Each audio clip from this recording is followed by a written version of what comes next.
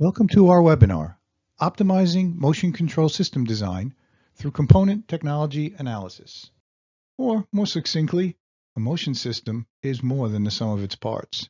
Hi, I'm Art Holtzknecht, the Engineering Manager at HIWIN Corporation. We're a leading manufacturer of precision automation components and mechatronic systems. We're located in Huntley, Illinois, in the Chicago suburbs. I'll be your presenter today. Let's discuss what we're going to talk about today in this webinar. First, let me say that this is an overview presentation. It's a survey of some of the key concepts and component technologies used in motion system design. Each one of these topics can be a full webinar on its own. So for an in-depth discussion on these topics, please contact us at HIWIN. We'd be happy to work with you on your motion application. What we'll talk about today is, what is a motion system in the context of this webinar specifically? Motion system is a broad term, can comprise a lot of things. We'll look at how do we specify and characterize motion systems? What's some of the key terminology that motion system design engineers use? And how are those terms defined? We'll look at different XY stage configurations. Then we'll go from theory to practice. How do we actually characterize these motion systems in the real world? The next part of the webinar will be how we put the various pieces together. So we'll look at the motion system components, the elements comprising a motion system. We'll look at drive types, linear motors, ball screws. We'll consider open loop or closed loop operation using stepper motors or servo motors. We'll look at feedback encoders. That's a critical component. We'll look at incremental or absolute, direct or indirect feedback, and whether they are linear encoders or motor mounted rotary. We'll also look at the choice of materials that we use. So whether we use aluminum, steel, granite, composite, there's a wide range of materials that are used and they have different characteristics. And then finally, we'll look at digital servo drives and we'll look at field bus architectures and how control loops influence the behavior of a motion system. But first, let's start with the motion system design process. Understanding the application requirements is the key. Really what we want to do is identify what is the most important spec or specifications. And we want to focus there.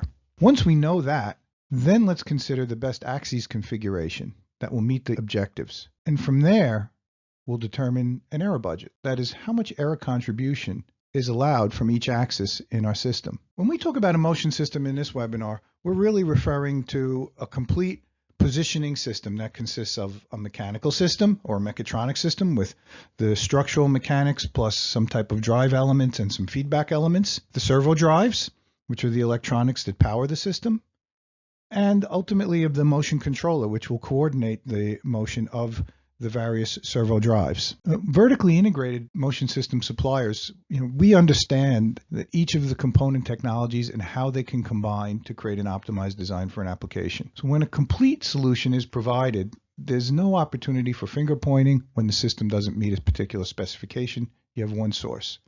Also, compatibility of all the elements is ensured. They're guaranteed to work together. And testing the overall behavior as a system provides the most reliable indicator of performance versus testing the components individually. So let's start with the mechatronic elements, the stages. Linear stages come in lots of configurations. So from a single linear axis, you can combine them in a lot of ways to create XY motion. Let's discuss a few of the possibilities. So the stacked XY stage is probably the most common. It's, you typically just take two stages, stack them perpendicular to one another. You can also add a rotary axis or other axes for additional motion, XY theta or XYZ. Another type design that's common is the split axis design. This design is space saving and offers some potentially higher accuracy because you can decouple the axes from each other. However, it requires a structure to support it. Another configuration is the cantilevered XY or XYZ. In this type of design, the workpiece is usually stationary and the process tool moves above it. It's a lower cost system approach, but it does have some limitations for longer travels. When we need large workpieces or longer travels and a cantilever configuration isn't really feasible, the gantry is often a better alternative. A stationary workpiece in this case can be very large and very heavy because it's not moving. It also works very well with a conveyor to load parts, and very large travels are possible. But one drawback of this approach is it does require an extra axis, the X1 and X2 axes, which are a pair that must be precisely synchronized by the servo drives. At the upper end of the performance spectrum, Air bearing systems. Air bearings offer the highest possible accuracy. A single plane air bearing stages gives you the best possible geometric performance, but at a price. They are an expensive solution.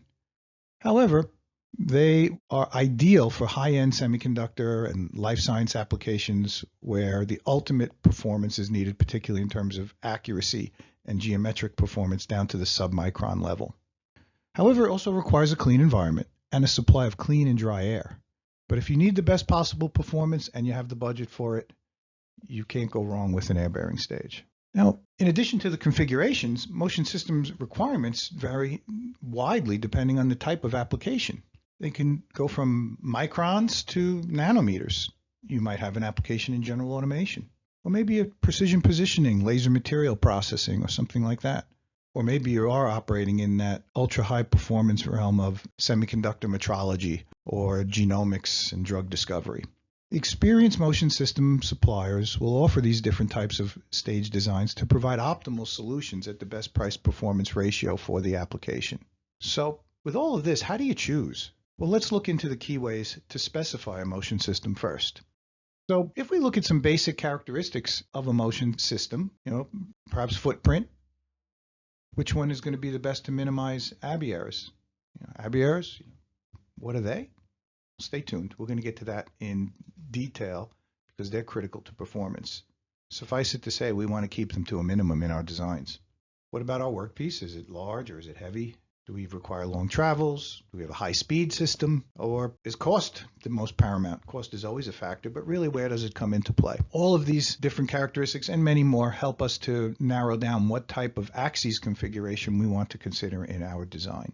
When we start looking at motion axes, one of the most important things we start out with first is, and have to understand conceptually, is the 6 degrees of freedom of every axis. Every linear motion axis, as well as some of the components, for example, a linear guideway, has 6 degrees of freedom. And really fundamentally, the goal of precision motion system design is to control one, which is our desired direction of motion, and you want to minimize the other 5. It's important to understand you can't make the other 5 0, but you can minimize them. So as you build a motion system from its components, these error sources contributed by each of the components adds together. So if we look at the 6 degrees of freedom, what are they? Well, there's the desired direction of motion. In this case, we'll call it Z.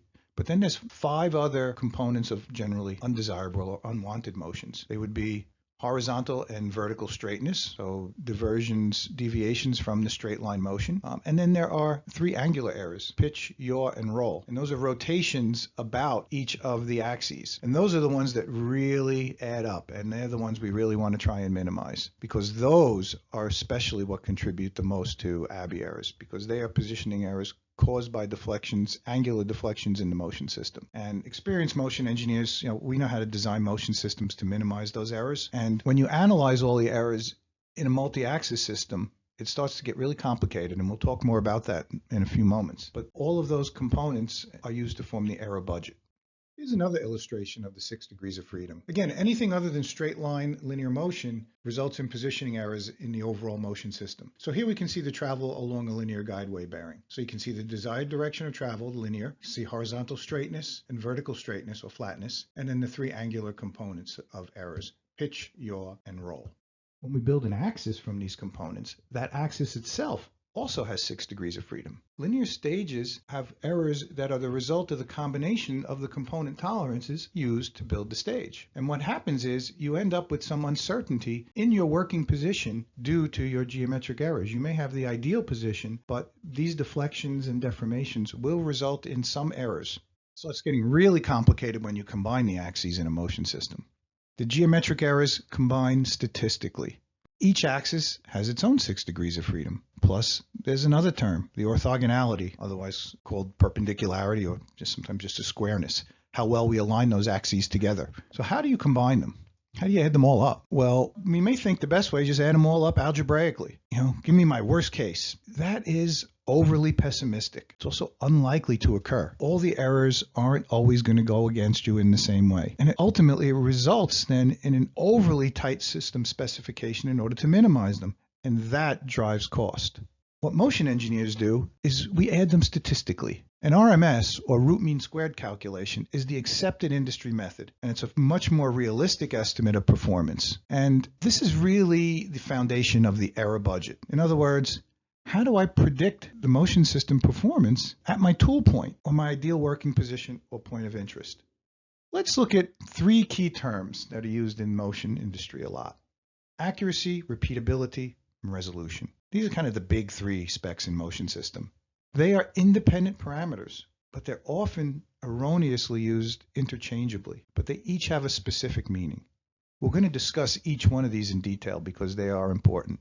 But suffice it to say that you can have high resolution and high accuracy, or you can have low resolution and high accuracy, and vice versa. Don't assume that a high resolution motion system also means it's accurate. In terms of cost, accuracy is the most expensive parameter to achieve. Resolution is often the least expensive. Resolution is simply the smallest increment of information in the system. If we look at these targets, here's a good graphical way to sort of illustrate the different concepts of accuracy and repeatability. In the leftmost, upper leftmost one, we can see a system that is not accurate and not repeatable. We can't hit the bullseye and we're all over the place. Not a very good motion system if that's what our goal is. On the upper right, we have a system that's also not particularly accurate. We can't hit the bullseye, but all the points are clustered together. This system is highly repeatable. And an advantage of a repeatable system is that if we look to the next slide, the lower right-hand target, you can see that repeatable systems can sometimes be error mapped. If all of the points are clustered together, we can do a type of calibration, perhaps, to improve the accuracy. And then finally, in the lower left, we have a system that is accurate and repeatable. Without any type of compensation, we can hit the target every time. This is the most expensive type of system to manufacture. So we really need to consider carefully in our application, is it repeatability that's needed or is it true accuracy? That has a very big cost impact. Let's look at the three terms again: accuracy, repeatability, resolution. Again, they're the key terms in motion system specification, and they are used interchangeably, but that's not the correct method.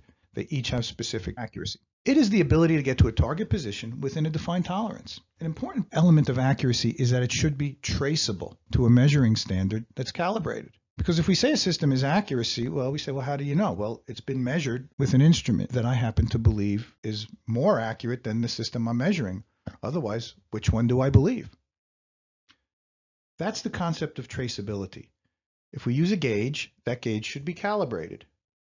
But then you say, well, we get to the chicken and the egg problem. How do you know that gauge that you use to calibrate your gauge is good? Well, it's calibrated to an even better gauge, and ultimately to an even better gauge, all the way back to the National Institute of Standards and Technology, or NIST, where they are the final arbiter of dimensional accuracy. That's called traceability. If your measuring instrument can be traced back to the accepted industry standard. Important thing because of that is that high accuracy is expensive to achieve, and consider if repeatability is really needed. Oftentimes it is, and that saves cost. Repeatability, that's the ability to return to a previously achieved position within a defined tolerance. It's a statistical value intrinsically.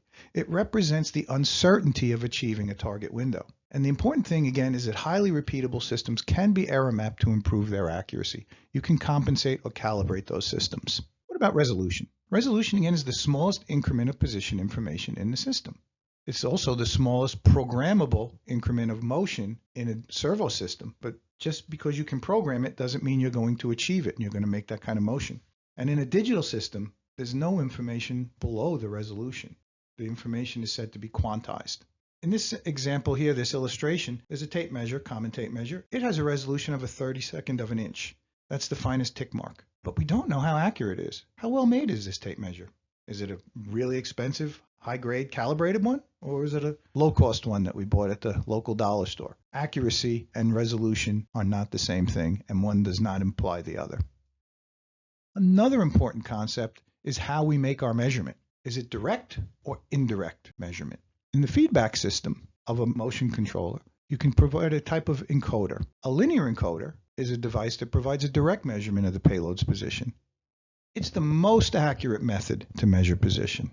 Why? Because it's measuring directly. You don't have any intervening elements in between that are introducing errors in that measurement. The quality of the encoder and the specification of it in and of itself is important, but you don't want to add more errors to your encoder measurement. An indirect measurement, that requires a conversion factor. So you do have intervening elements to determine a payload position.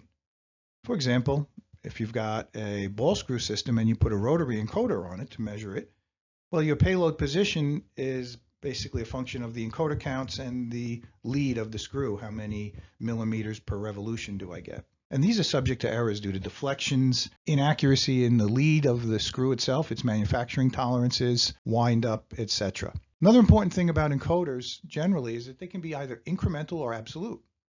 Again, accuracy is not really related to whether it's an incremental or an absolute encoder. Incremental encoders are the most common. They provide relative motion from a defined starting point or a datum. Therefore, incremental encoders require some type of initialization, often referred to as homing, upon startup. Common terms you may hear when people are talking about incremental encoders are A quad B encoder or TTL or square wave. Generally, those are all referring to incremental encoders, and they're just commonplace terms that are used. An absolute encoder, on the other hand, it provides a direct reading of the position. It outputs a digital word using a protocol. Homing isn't needed. The encoder knows exactly where it is immediately upon power up. Common terms you might hear when people talk about absolute encoders or NDAT encoder or BIS encoder. These are actually describing the protocol used. So it's important to verify that the drive that you're selecting, the servo drive, supports the encoder protocol to ensure compatibility, make sure they can communicate with each other. Let's return now to the subject of ABI errors. You remember we spoke about those earlier in the presentation, and we emphasized how minimizing them is an important parameter. Well, one of the first things to understand about ABI errors is that an encoder in a motion system provides correct positioning information only at the point of measurement. So for example, here with a linear encoder, it's going to be where the read head is located.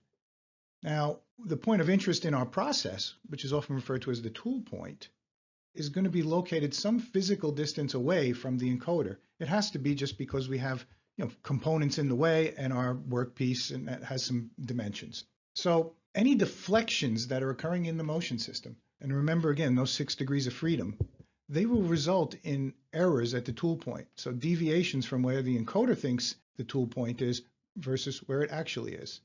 And those ABI errors are the most troublesome. Why? Because they amplify by that offset distance. So the distance between the tool point and the measurement point multiplied by the sine of the offset angle equals your ABI error. So let's take one simple example. If I'm 100 millimeters away from the encoder, which is very realistic if you think about just the components that have to get in between the encoder and the tool point, and I have an angular error, let's say a pitch error, on the order of only 5 arc seconds, an extremely small angle. In many cases, it can be significantly larger than that. But that in and of itself will result in 2.5 microns of ABI error. So even if my encoder is perfect, I'll still have 2.5 microns of error between my encoder measurement and my tool point.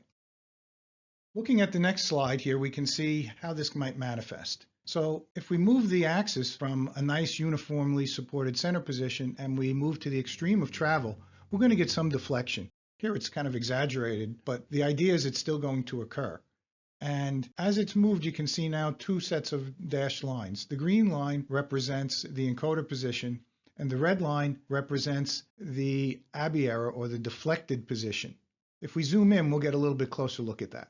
So here's what happens. The linear encoder read head is still reading exactly where it is. It's reading just fine. But that deflection has meant that the tool point, our point of interest, is shifted by that deflection. So this is only one of those errors that we're illustrating here. Remember all the others. You've got pitch, roll, yaw, straightness, flatness, orthogonality. All of those are contributing. They all add up very rapidly. So it's very important to work to minimize them because especially ABI errors in particular, they add up, and again, they're amplifiers. The further away you get, the larger they become. So now that we understand some of the contributing error sources and what they are and how we define them, how do we measure our actual motion system? How do we know that the system that we are working on is actually meeting the specifications that we've designed? Well, motion engineers use industry standard techniques and measurement protocols and instrumentation to verify system specs. One of the most common tools for this purpose is the laser interferometer. It's a rather expensive but extremely precise instrument. It's using the wavelength of a laser light, which is very precisely known and is fully traceable back to NIST. And it gives you the positioning accuracy and the repeatability, but also by different optic designs, you can measure the other stage geometric errors. So you can measure those other degrees of freedom. So a benefit of working with an experienced motion systems company is that they will have these instruments and they'll know how to use them, because proper setup of the optics is critical to getting good data. And ultimately, these tools provide the performance test data in an easy to understand report so that you can see exactly what kind of behavior you're getting. And then you can use that data to error map or compensate your system. So now let's look at the elements used in motion systems. Let's look at feedback types. We talked about them earlier a little bit, and direct and indirect measurement. Starting at the bottom of the slide, indirect measurement. Open loop systems, for example, with a stepper motor, they don't use feedback at all. They're very low cost, but they do suffer from lower accuracy and repeatability. But they're a good choice for simpler, low precision applications. You simply send a pulse train of steps to the stepper motor and it moves a predefined increment in response to each step. The thing is, you can miss steps and you have no way of knowing did you get to the position that you want. You're trusting that all your components have the right tolerances and you're going kind of blind. What you can do next is you can add a servo motor instead. Take the stepper off and put a servo motor with a motor mounted encoder on the back. Now you've got what's called a closed loop system with feedback, and that will give you higher dynamic performance and also better accuracy because now you're measuring. But you're still only measuring where the motor shaft is because it's coupled to the motor. You will have windup and deflections, and you're inferring or indirectly measuring where your payload is. A linear motor with a linear encoder is the highest performance solution. Your speed, your accuracy, your dynamic behavior will all be better, because you're measuring directly. So you would have a linear scale and a linear encoder read head mounted in direct measurement of the position of the payload. But again, you will still have ABI errors because that encoder read head is not exactly where your tool point is. So those deflections are still going to exist. Now, in a indirect measurement system, like a ball screw drive, you can also improve its performance by adding a linear encoder. In that case, you have often what's called a dual loop servo, where you use the motor feedback to stabilize the servo loop for the motor, and then you have an outer positioning loop to measure from the linear encoder and determine the payload position directly.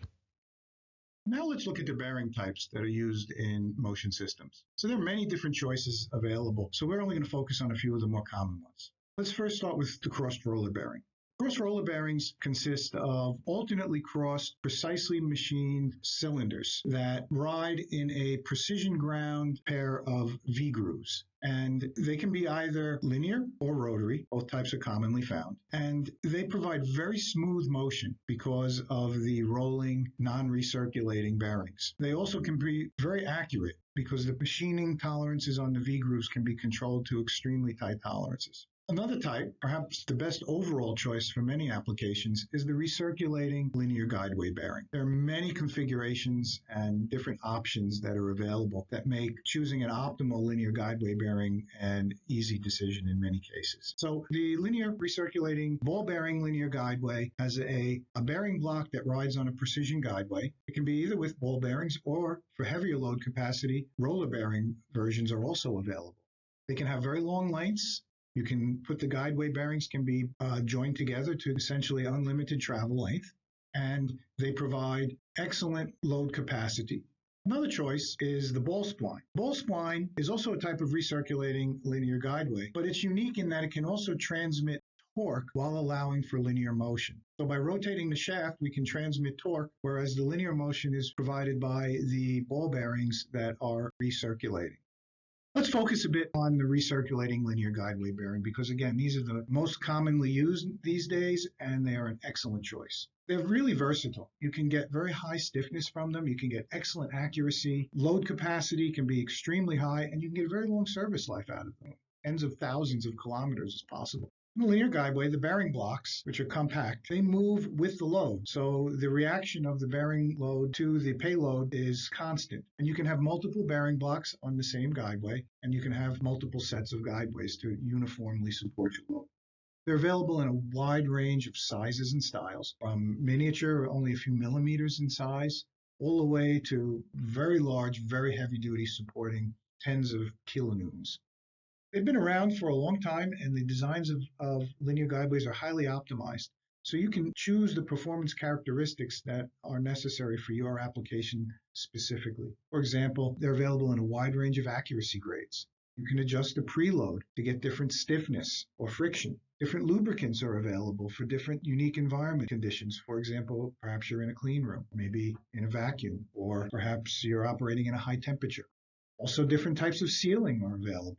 So you can be, for example, operating in a dirty or a harsher environment, and you might need extra sealing. You can have pre-lubrication options as well. All of these are widely available in the recirculating linear guideway product offer. Air bearings are another option, but again, due to the cost and complexity, they're only economically viable for the highest performance system. Recirculating linear guideways are the most common.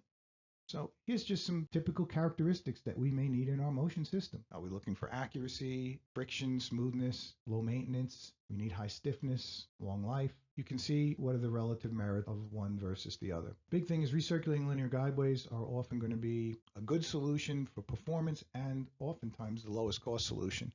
Air bearings are excellent for performance, but they are expensive. Let's look at the type of drive or motor drive that we provide to our motion system. Linear motors are often used because they offer many advantages over other drive systems for precision motion. A linear motor is a direct drive. Just like we have direct feedback and indirect feedback, we can have direct drive and indirect drive. In a direct drive, the payload is directly coupled to the motor. What this means is you get very high servo stiffness and servo loop bandwidth. You can achieve really high speeds, 5 meters per second or even more. You don't have any backlash or friction coming from the motor. It's directly coupled and there is no lost motion. So you can achieve very high accuracy. The motor itself is not going to be a limiting factor in achieving system accuracy. A linear motor is often your best solution for very smooth scanning with low velocity ripple, especially an ironless type motor, which we'll talk about. One thing to consider is if you do use a linear motor, you will need a linear encoder for position feedback, which adds some cost. Linear motors have been around for a long time, and they come in quite a few different configurations and force ratings. The iron core style is what you would typically consider for the highest force density. The iron core provides a focusing of the magnetic flux, and that means for a given size you get more force output.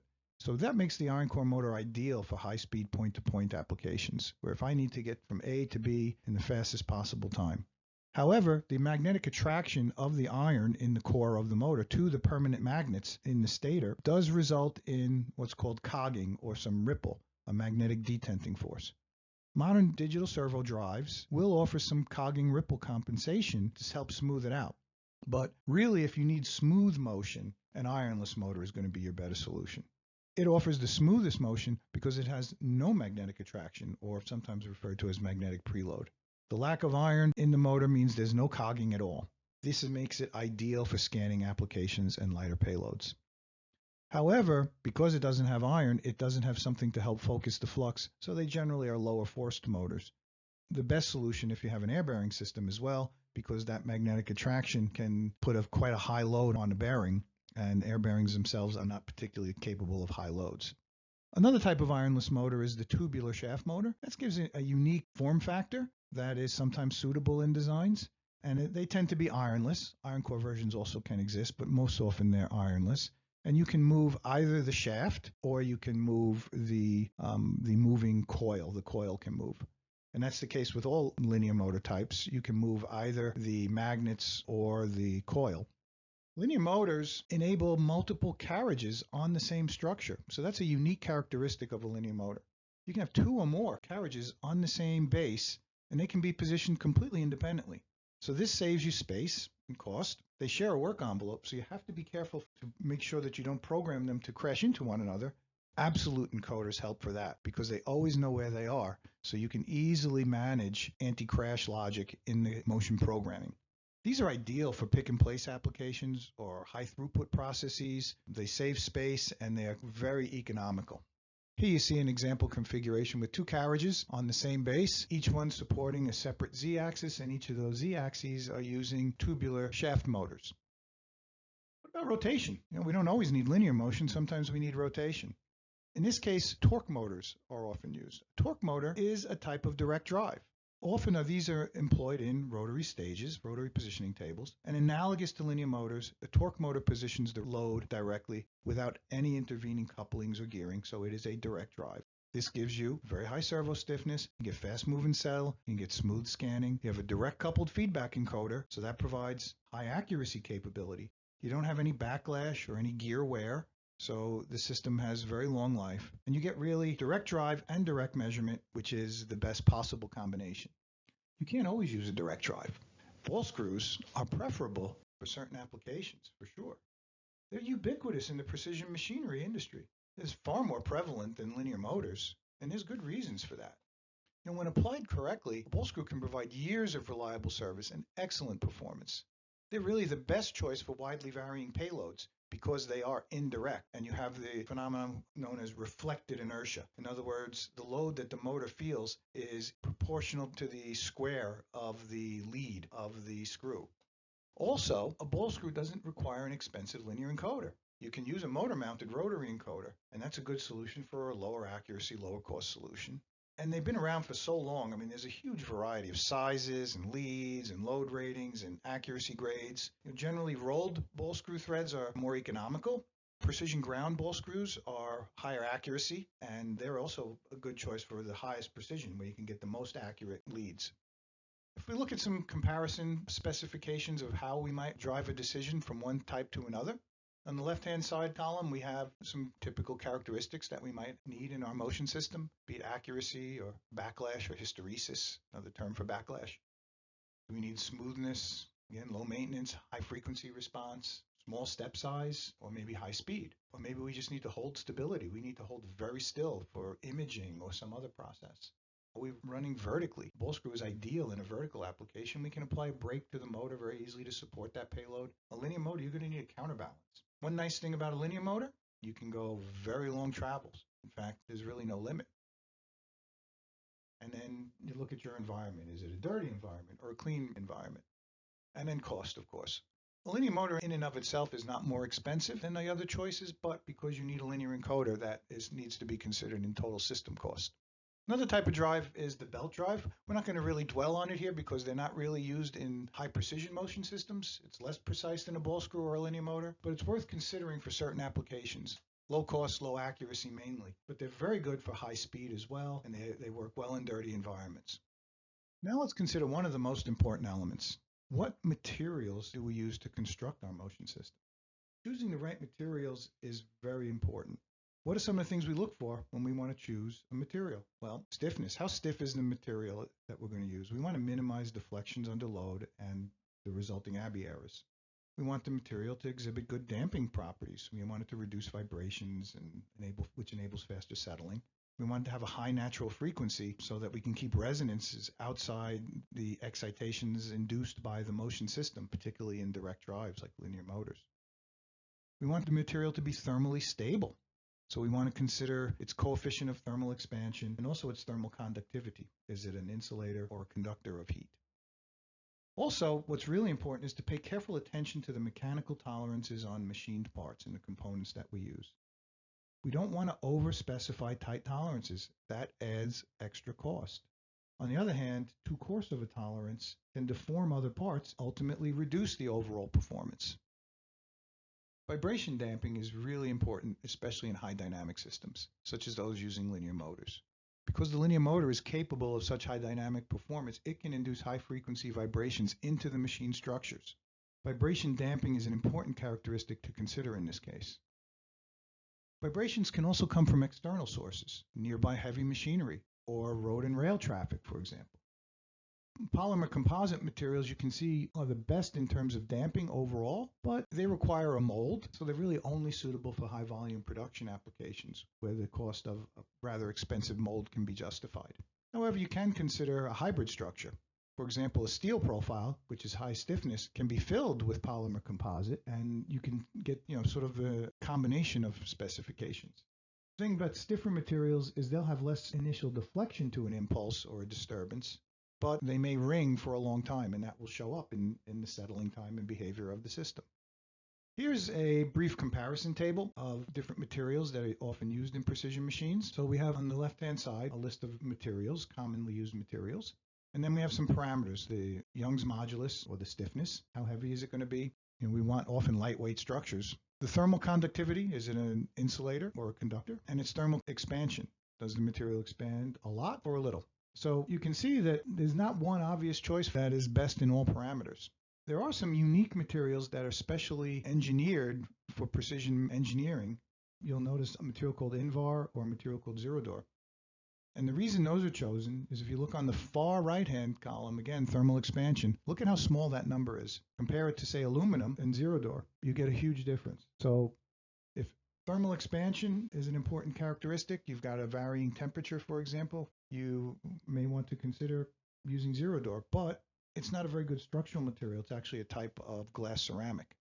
So use materials judiciously, work with an experienced motion system supplier who can help identify which materials to use where and how they should be deployed in the motion system design. Now let's get to the electronics that are used in our motion systems. The servo drive does two things. It provides the electrical power to the motion system. So it's how we convert electrical power to mechanical motion. It's also the brains of our motion system. There's software and firmware running inside the drive that provides the servo loop closure and helps stabilize and generate performance. The nice thing about servo drives is they are improving rapidly because of the advances in computing technology. There's a lot of specs to consider when picking a servo drive. Far too many to go into detail here in this webinar.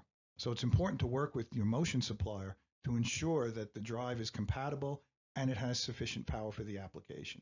One thing that's really important to consider is that most modern drives are used in field bus architectures.